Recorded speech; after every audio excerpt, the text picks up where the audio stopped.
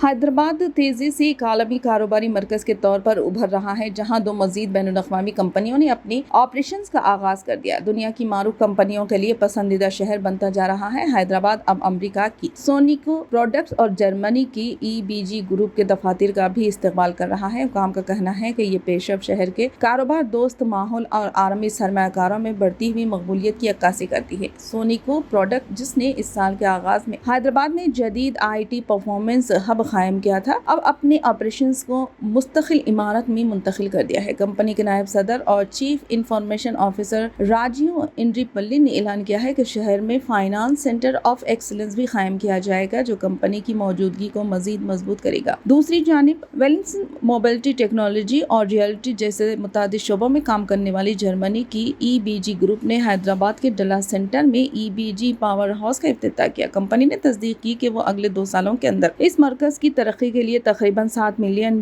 کی سرمایہ کاری کرے گا۔ ماہرین کا کہنا ہے کہ ان عالمی کمپنیوں کی آمد نہ صرف مقامی سطح پر روزگار کے مزید مواقع پیدا کرے گی، بلکہ حیدرآباد کو ہندوستان کے تیزی سے ترقی کرنے والے بین الاقوامی کاروباری مراکز میں ایک اہم مقام بھی دلائے گی۔